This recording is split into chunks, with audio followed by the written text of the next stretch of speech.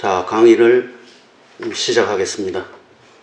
제가 진리를 찾기까지 지금까지의 탐구 과정을 여러분과 함께 함으로써 여러분이 진리가 무엇인지 어느 정도 알 수 있으리라 생각합니다. 그리고 다 아시는 분들이라도 어느 부분에서는 영감을 얻을 수 있는 부분이 있을 것입니다. 사실 이 강의는 일반인들을 위한 진리 안내서라고 볼 수 있는데요. 모든 종교를 떠나서 진리에 관심이 있으신 분들은 귀를 기울여 주시면 많은 부분을 이해할 수 있을 것입니다. 근데 강의에서 여러분이 유의할 점이 하나 있는데, 자신이 어떤 종교를 믿으면 그 종교에서 배운 지식이 있을 것이고, 그동안의 책을 통하거나 세상을 살아오면서 자기 마음속에 쌓아놓은 지식이 있을 것입니다. 그런 지식을 다 내려놓고 백지의 마음으로 들어주시기를 바랍니다. 그래야 우리 원래의 생명이 가진 지혜가 발동이 되어서 저 말이 진실인지 거짓인지 자동으로 체크하게 될 것입니다. 그러나 그렇지 않고 자기가 지금까지 살아오면서 가진 지식을 통해서 이 강의를 들으신다면 여러분은 일치되는 것은 받아들이고 일치되지 않는 것은 거부하게 될 것입니다. 그렇게 되면 그것이 진실일지라도 거부하게 되는 손해를 보는 것입니다. 원시 시대나 미래 시대에도 우주의 원칙은, 자연의 법칙은 객관적으로 보편적으로 적용됩니다. 진리는 어느 한 사람이 소유할 수 있는 게 아닙니다. 예수님만이 소유할 수 있는 것도 아니고 부처님만이 소유할 수 있는 것도 아닙니다. 알라신만이 소유할 수 있는 것도 아니죠. 여러분이 생명의 빈 마음으로, 백지의 마음으로 들어주신다면 이 시간에 많은 것을 깨달을 수 있을 것입니다. 제가 진리에 본격적으로 관심을 가지게 된 것은 27살 때쯤입니다. 그전에도 10대 시절에 스님들을 보면서 저 스님들은 도대체 왜 스님이 되어서 무엇을 추구하는 것일까? 이런 궁금증은 항상 가지고 있었는데, 내가 본격적으로 27살 때쯤에, 제가 그 당시에 국어교사로서 고등학교에 근무하던 때입니다. 그때 고등학교에서 우연히 나에게 도서관 담당을 하라고 했습니다.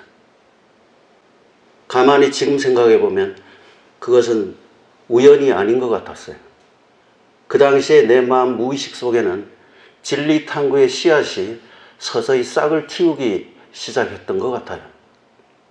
그것이 외부 현실을 끌어당겨서 그런 도서관 담당을 맡은 것 같았어요.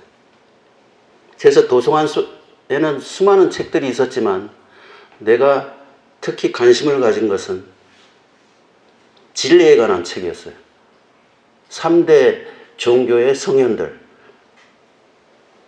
예수, 석가, 마호메트, 이 세 사람의 전기를 탐독하기 시작했어요. 그렇게 맨날 며칠을 탐독하고 느낀 것이 뭐냐면 공통점이 있었어요. 그 공통점이 뭐냐면 두 글자였어요.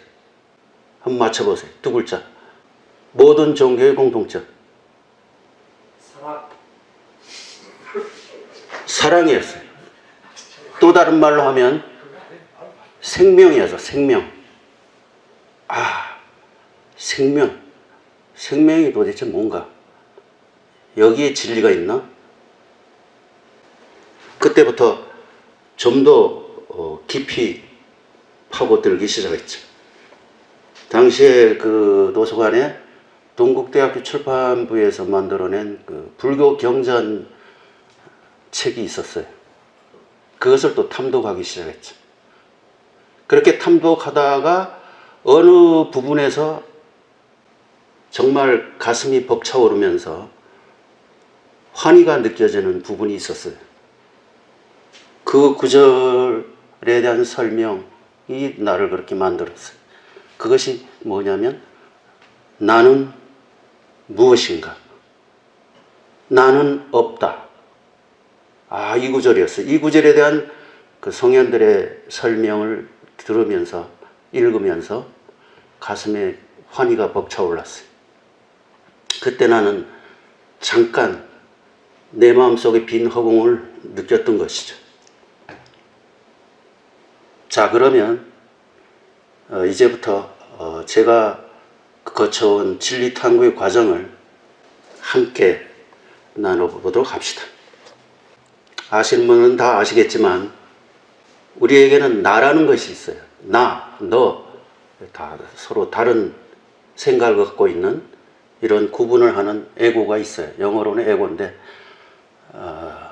수공자 선생님께서는 자의식이라고 하죠. 이 에고가 형성되는 과정을 보면 우리가 오감이라는 게 있죠. 시각, 청각, 후각, 미각, 촉각. 눈이 안 보이는 사람도, 귀가 안 들리는 사람도 있겠지만 대부분은 이 오감을 다 갖고 있는데 이것이 외부 세계와 작용하면서 나름대로의 자기 주관 세계가 형성이 됩니다. 예를 들어서 신김치를 두 사람이 먹었어요. 한 사람, 오, 되게 좋네. 이 신김치 되게 좋네. 이 사람한테는 김치는 맛있다라는 주관이 형성이 됩니다. 한 사람은 아유 쉬어서 난 너무 싫어. 이 사람은 싫다는 주관이 형성이 됩니다. 이렇게 우리는 바깥 세상에 대한 것의 자기 느낌을 주관적으로 이렇게 마음속에 쌓아놓기 시작합니다. 그래서 에고가 하나씩 제 손주가 있는데 지금 20개월인데 지금 엄마가 말하면 그 말을 다 따라해요. 그래서 한국말이 단어 세상에 대한 지식이 하나둘 마음속에 쌓여가기 시작하고 있어요. 신통하기도 하는데 이것이 나중에 에고의 바탕이 됩니다. 이것이 고통을 일으키는 원인이 되는데 그 꼬맹이는 아직 그걸 모르겠죠. 자, 그러면 요거는 간단히 넘어가고 이 에고, 자의식, 나의 내용물들을 보면 뭐 자기 이름이 있겠죠. 나는 배제국이고 누구는 김철수고 이렇게 이름이 다 다르죠. 그건 태어나면서 생긴 것이죠. 나이도 마찬가지. 성, 나는 남자요 여자요. 생김새 나는 이렇게 생겼다. 우리 부모는 누구고 내 친구들은 우리 형제들은 이렇고 내 친척들은 이런 사람들이고 나는 재산이 우리 집은 재산이 얼마고 나는 한국 사람이고 뭐 우리 동네는 강남이고 뭐 말은 한국어를 쓰고 소유물 우리 집 재산들 뭐 나는 서울대 출신 나는 뭐 경북대 출신 이런 식으로 이 사람은 나의 애인이요. 그 외에 수많은 지식과 경험들이 쌓여서 우리 이의 치아에 낀 치석처럼 단단히 굳어져 가기 시작합니다. 애초에는 백지 상태였는데 이것이 쌓여서 치석? 이거 가끔씩 놔두면 이가 썩어요. 이가 마찬가지로 이 에고가 우리를 고통스럽게 합니다. 그 원인은 좀 더 강의가 진행되면 다 알 수 있을 것입니다. 이런 경험의 집합체, 기억. 우리가 저 사막 한가운데 내가 딱 갔는데 모든 기억을 상실했다면 나는 누구인가? 나는 도대체 누구인가? 이렇게 물어볼 것입니다. 나는 누구인가? 그렇다면 기억은 경험된 것이고 다 지나간 과거죠. 이미 다 죽은 거예요. 이 기억을 상실하면 자기가 누군지 몰라요. 이것이 우리 에고의 정체입니다. 요건 또 요 정도로 넘어가고 자, 저는 영혼이란 단어보다 생명과 에고라는 두 가지로 나눴어요. 생명은 사랑이요. 순수 의식이죠. 여러분이 이렇게 앞을 쳐다보면 아무 생각 없이 쳐다보세요. 앞을 쳐다보면 여러분 마음속을 들여다보세요. 마음은 빈 허공과 같아요. 이렇게 볼 때, 아무 생각 없이 볼 때 그것이 순수 의식이에요. 요거는 지켜보기 할 때 꼭 알아야 되는 것이에요. 그 다음에 에고가 있고 자의식이죠. 그래서 생명과 에고, 빛, 빛은 영원한 거예요. 물질을 돌과 돌을 부딪히면 빛이 발생해요. 에너지 극한에 가면 빛이 돼요. 빛은 절대적인 세계죠. 변하지 않아요. 영원한 존재예요. 그래서 생명은, 사랑은 영원한 존재예요. 그리고 나는 그림자예요. 빛이 없으면 그림자도 없어요. 그래서 여러분이 세상을 통해서, 오감을 통해서 본 것들이 여러분 마음속에 다 그림자로 들어와 있어요. 아, 저건 책상이지. 아, 저건 돈이지. 그러나 마음속에 들어와 있는 돈은 그림자이기 때문에 실체가 아니죠. 그 마음속에 있는 돈은 쓸 수가 없어요. 그런 것들이 우리 마음속에 꽉 들어와 있어요. 온 세상이 대부분 언어로 들어와 있어요. 그래서 어떻게 보면 에고는 언어의 집이에요. 그래서 비트겐슈타인이라는 철학자는 언어를 통해서 진리에 접근했던 분이라고 나는 생각하고 있는데, 그 다음에 생명은 실존이에요. 실제로 존재하는 거예요. 생명. 그러나 에고는 환해요. 환상이에요. 이거는 떠도는 구름과 같아요. 여러분이 생각하지 않으면 없어요. 생각하면 환호로 떠오르죠. 이미지든 말이든.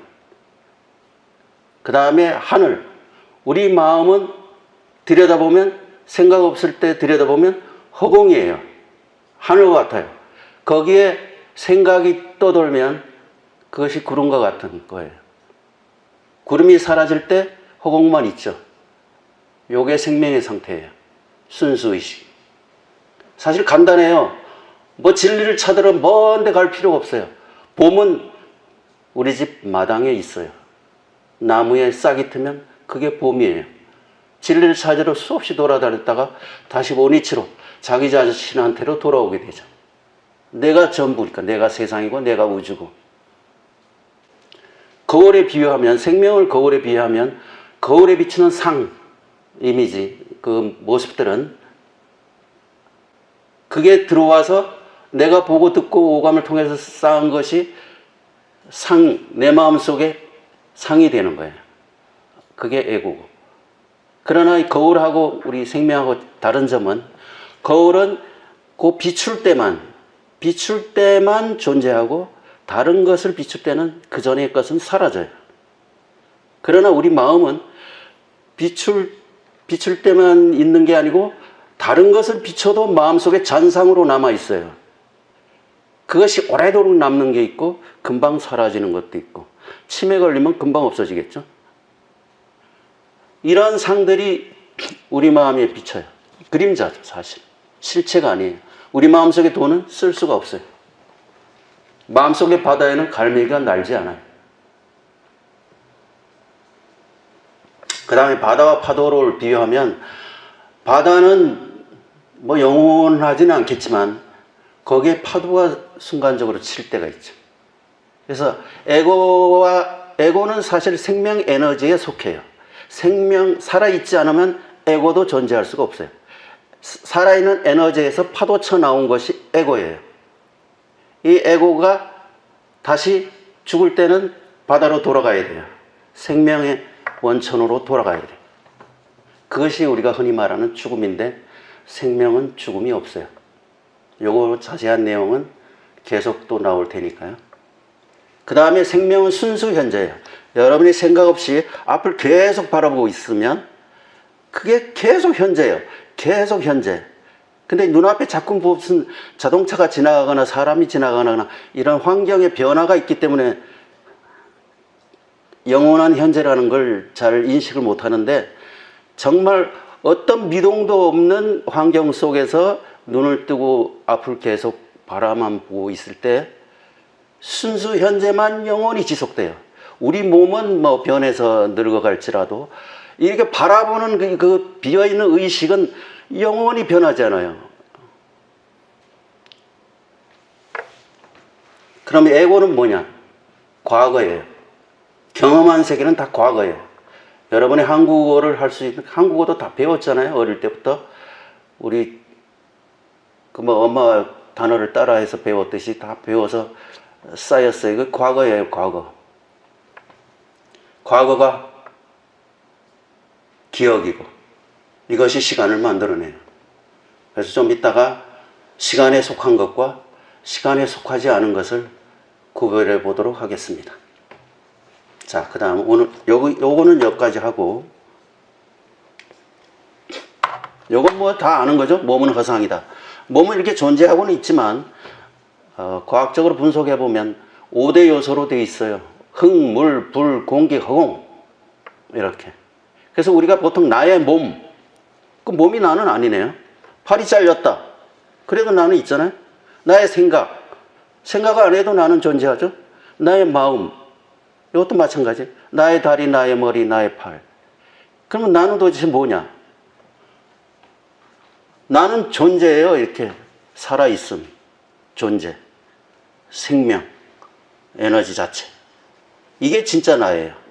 근데 사람들은 에고를, 자기가 경험한 세계, 자기 이름을 자기라고 알고 있어요. 그래서 어느 학생이, 고등학생인데 학교에 갔더니 칠판에 김철수 개새끼 이렇게 써놨어. 근데 그 반에는 김철수가 딱 자기밖에 없어. 그럼 기분 나쁜 사람은 자기 자신이에요. 김철수. 그러나 김철수 그 이름이 개명을 해서 바꾸면 나가 아닌 거예요. 그건 그림자에 불과한 거지 나의 실체는 아니에요. 그런 거에 기분 나빠할 필요가 없다는 얘기죠. 그래서 우리에게 고통을 일으키는 것은 거짓, 나, 에고, 자의식입니다. 이 정체를 분명히 알아야 진리를 알 수가 있어요. 그 다음에 요게 마지막 페이지인데요. 그래서 모든 성현들의 가르침은 자비사랑. 그걸 다른 말로 하면 생명이에요. 어떤 기독교인들은 깨달음이라는 말을 되게 싫어하는 것 같은데, 깨달음이라는 것은 생명을 터득했다는 뜻이에요. 그러니까 나는 깨달음을 생명이라는 단어로 바꿔도 된다고 생각해. 그래서 예수도 뭐라고 그랬냐? 나는 길이요 진리요 생명이다. I am is the way, the truth, and the life. 이렇게 말했다는데 뭐 진실인지 아닌지는 뭐 모르겠어요. 아무튼 예수도 말했어요. 자기가 진리요 생명이다. 생명이 나요 진리가 나다. 요거 하고 그 다음에 나무 아미타불이라는 말이 있어요. 불교에서. 아미타 부처에 돌아가 귀의한다, 돌아가 의지한다, 이런 풀이를 할 수 있는데, 이 아미타 부처의 상징적 의미가 무량광, 무량수, 불이에요. 그러면 해석을 하면 헤아릴 수 없는 빛, 헤아릴 수 없는 생명, 이런 뜻이에요. 빛과 생명이에요. 그래서 나무, 생명, 나무, 빛, 이렇게 빛과 생명에 돌아가 의지한다, 이런 뜻이에요. 그러니까 다른 말로 쉽게 하면 생명과 하나가 되고 싶다, 이런 뜻이에요. 왜냐하면 생명은 영원하니까. 종교에서는 뭐 천국이라고 극락이라고 그러지만, 생명은 빛이라고도 표현해요. 빛. 그래서 두 물질을 강하게 서로 극한 상황까지 부딪히면 빛이 난다고 그랬죠. 빛은 절대적인 세계예요. 그러나 에고는 생각이잖아요. 경험된 세계, 자라오면서 경험된 세계이기 때문에 요것은 계속 변해요. 사회주의를 신봉했다가 자유민주주의로 바뀌기도 하고요. 생각은 바뀌죠. 허공 속에 하늘의 구름은 계속 흐르면서 변합니다. 나타나다 사라지고, 뭐 검은색도 됐다가 회색도 됐다가 계속 바뀌죠. 이거 상대 세계는 변화 그 자체예요. 근데 사람들이 이 에고를 진정한 자기로 생각하기 때문에 변화될 때마다 고통을 당해요.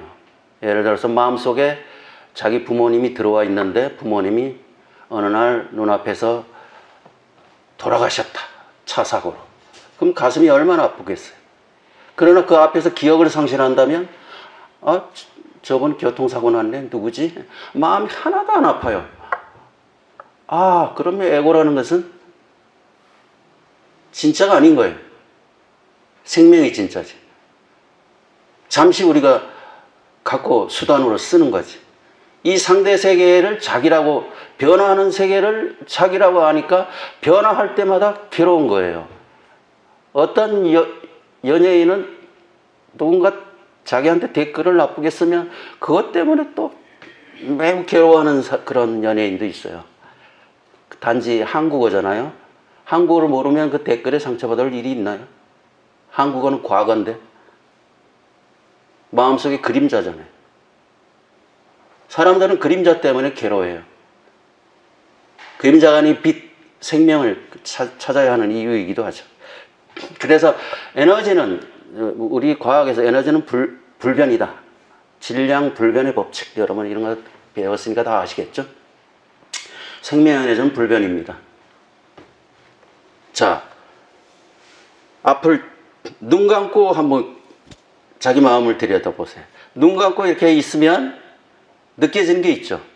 살아있다는 거. 존재감 느껴지죠? 이건 변함이 있나요? 없나요? 존재감은 10살 때나 20살 때나 70 먹어도 존재감은 똑같아요. 그럼 변하지 않는 것은 영원하다는 결론이 내려지죠. 그 다음에 에고, 생각은 계속 바뀌죠. 싫어했다가 좋아했다가 사회주의 좋아했다가 자유민주주의로 또 바뀌기도 하고, 이런 계속 바뀌는 것은 영원하지 않아요. 변화되는 것은 영원하지 않아요. 그래서 우리가 이 빛을 터득하기 위해서는, 이게 아까 돌을 강하게 부딪히면 이 마찰이잖아요. 마찰. 인간의 마음 속에도 이런 마음의 고통이라는 것도 주변 세계와 특히 부부 사이에 얼마나 마찰이 많아요. 예? 그 고통을 견딜 수 있겠어요? 이혼하는 사람들은 에고가 자기라고 알고 있기 때문에 헤어질 수밖에 없어요. 너무 고통이 심하니까. 그러나 자기 본질이 생명이라는 걸 아는 사람은 다 포용할 수 있어요. 바다는 구정물도 오줌물도 다 받아들여서 정화시켜서 바다가 될 수 있었던 거예요. 속 좁게, 구정물 싫어? 오줌물 싫어? 콧물 싫어? 다 빼버리면 나중에 바다는 메말라요. 사라져요. 여러분이 우주처럼 큰 대생명이 되려면 이런 생명과 그 에고의 관계를 확실하게 알아서 아무리 고통스럽더라도 변하는 세계에 자기 중심이 생명에 가 있으면, 이런 그 에고의 중심이 있는 사람은 얼마나 괴롭겠어요. 중심이 생명으로 가면 다 수용할 수 있는 거예요. 내가 이 세상에 살고 있는 한 바닷물처럼 다 어떤 물이든 받아들여야 되는 거예요. 그것이 거목처럼 크게 될 수 있는 그런 기회가 바로 우리 마음속의 고통이에요. 그래서 사람이 성숙하려면 마음의 고통을 거쳐야 돼요. 그 이북 사람들이 남한에 와서 천국이라고 좋아하는데 지옥을 겪었기 때문이에요. 그래서 너무 부잣집에서 편안하게 큰 애들은 좋은 차를 사도 크게 기쁘지 않아요. 그러나 우리 같은 사람은 새 차 사면 되게 기분이 좋죠. 그래서 우리가 생명이 빛이 되려면 이 고통을 잘 포용하고 초월해야 돼. 그래서 불교에서는 고통은 곧 해탈문이다, 이런 말을 하죠. 예수나 부처님이나 이렇게 이제 두 가지를 비교해 보면, 기독교 믿는 사람들은 성 어거스틴 이런 식으로 성현이 된 분들을 성이라고 세인트라고 붙여요. 우리 불교에서는 선사란 말을 하죠. 그러나 예수나 성이나 부처나 선사나 다 생명을 터득했다는 점에서 다 똑같아요. 그러면 이 온 세상의 만물을 컨트롤하고 조화시키고 균형을 이루는 그 핵심 주인이 있다면 그것이 바로 생명이에요. 악어 있잖아요. 악어가 새끼를 낳으면 참 이해가 안 돼요. 먹을 수도 있는데 안 먹어요. 새끼 잘 보살펴요, 악어가. 모든 만물의 생명에는 생명이 있어서 그 생명 에너지가 조화를 시키고 만물을 키워나가는 거죠. 그래서 영원한 생명, 신이 있다면 죽지 않는 존재가 신이겠죠. 하느님이 있다면 죽지 않는 존재가 하느님이겠죠. 무한한 존재, 그게 생명이에요. 그래서 생명은 곧 신이요 하느님이에요. 그래서 하느님이 뭐 종교에서는 모든 만물을 주관한다고 보는데, 이게 종교 간의 갈등을 일으키고 차별을 만드는 원인이라고 생각해요. 이 단어들이 문제예요. 단어. 언어가 문제라니까요. 그래서 여러분이 누구든지 생명이 되면 여러분은 영원한 존재가 돼요. 옛날에 소크라테스가 사약을 줬을 때 바카스 드링크처럼 부담 없이 마셨다고 나는 들었어요. 들었다기보다 전에 어디서 읽었어요. 다 탈출하 도망가라고 그러는데 그걸 그대로 마시고 죽었어요. 소크라테스는 생명을 터득한 사람이니까 자기 자신이 영원히 죽지 않는 존재라는 걸 알기 때문에 그냥 간단히 세상을 떠날 수 있었어요. 그래서 기독교에서는 하나님의 나라는 너희 안에 있느니라. 불교에서는 네 마음이 곧 부처이니라. 이 하나님의 나라는 곧 생명의 나라예요. 생명은 여러분 전부 마음속에 있죠. 죽지 않는 에너지가. 네 마음이 곧 부처이니라. 마음이 부처. 생명을 터득한 사람이 부처니까 마음이 생명이라고 해석했대요. 네 생명이 곧 부처다. 그래서 부처는 부다는 깨달은 자를 말하는데, 깨달은 게 뭐야? 생명을 깨달은 거예요. 생명을 터득했다는 뜻이에요. 그래서 생명을 터득하신 분들은 죽음이 두렵지 않아요. 사람들이 죽음을 두려워하는 것은 죽음을 모르기 때문이에요. 그래서 공부해야 된다니까요. 아는 게 힘이다, 모르는 게 약이다 이렇게 하지만 아는 게 힘이에요. 자, 어떤 비행사가 있었어요. 이 사람은 구름을 본 적이 없어요. 그래서 비행을 했어. 그날은 날씨가 되게 맑았는데 몰다 보니까 앞에 뭐 시커먼 게 나타났어. 아이고 이제 죽었네. 비행기 속도가 워낙 빠르니까 피할 수도 없었어요. 죽었네 하고 눈 감고 있었는데 아무렇지도 않은 거예요. 어느새 까만 걸 지나왔네. 그게 구름이었어요. 근데 구름을 알고 있었다면 이 사람은 두려워하지 않았겠죠. 죽음도 마찬가지예요. 죽음을 여러분이 알면, 죽음이 없다는 걸 알면 두려움이 없어요. 그래서 내가 이번 강의를 통해서 하고 싶은 말은, 여러분의 에고가 아니라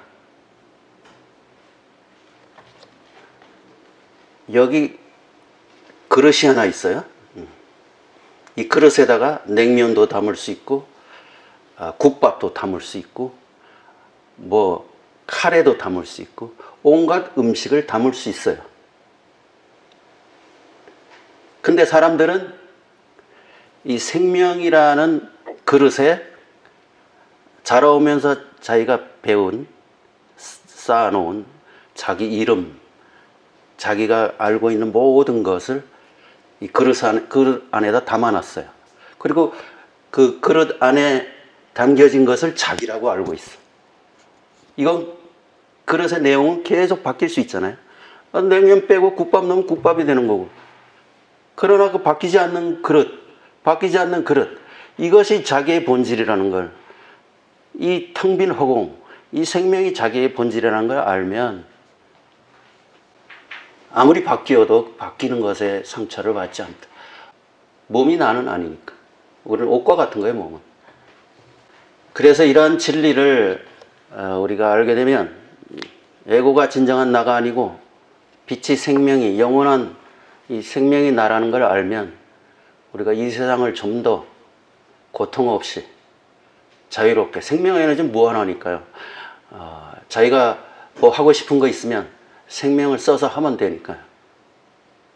돈을 벌 수도 있고 자기가 하고 싶은 일을 할 수도 있고, 그렇게 열심히 그 에너지를 써가면서 살면 풍요롭고 행복한 인생을 살 수가 있다.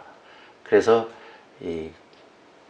우리가 보통 이 세상을 고통의 바다라고 하는데, 그것은 에고의 입장에서 그런 것이고, 생명은 다 그것을 넘겨갈 수 있는 그런 능력을 갖고 있어요. 무한한 능력을. 이런 신적인 능력을 여러분이, 그것이 곧 자기 자신이라는 걸 알고 살아가시면 훨씬 고통이 덜한 삶을, 훨씬 풍요로운 삶을 살 수 있을 것이라 생각합니다. 다음 시간에는 에고와 영혼과 생명의 관계, 그리고 에고의 법칙, 이 두 가지로 다음 시간에 뵙겠습니다. 오늘 강의는 이것으로 마치겠습니다. 질문. 오늘 좋은 강의 해주셔서 정말 감사드립니다. 예. 제가 미련해서 못 알아들었는데, 예.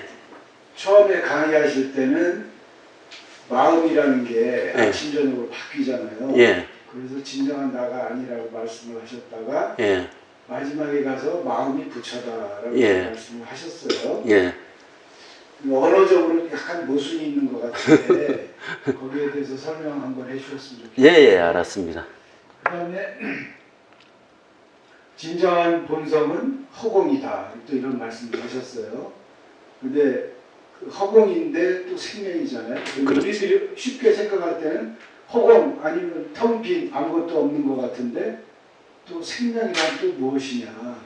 예. 뭔가 있는데, 그럼 허공이 완전 진공 상태가 아니고 예. 뭔가 생명이라는 게 들어있는데, 그 생명이라고 하면은 거기에서 모든 것이 제로 포인트 에너지라고 하는 거와 예. 같다는 말씀 같아요. 예. 네, 그럼 그 속에 온갖 변화를 일으킬 수 있는 어떤 잠재적인 에너지가 그 속에 있다는 얘기인데, 예. 그걸 왜 진공이라고 예. 허공이라고 그러시는지 두 가지만 간단히. 비유적으로 표현한 건데 언어의 한계죠. 그렇죠. 예. 언어라는 건 100% 표현할 수, 무지개가 7색깔인가요? 아니죠. 수없이 많아요. 어떤 나라는 5가지 색깔이라고 하는 나라도 있고. 그래서 우리가 언어는 사물을 있는 그대로 표현을 못해. 그래서 말로는 끝없이 논쟁이 계속되는 거예요. 이 사람도 맞고, 이 사람은 10% 맞고, 저 사람은 100% 맞고.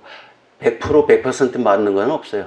10% 맞든 20% 맞든 그 사람 말이 틀린 건 아니에요. 10%든 맞아요.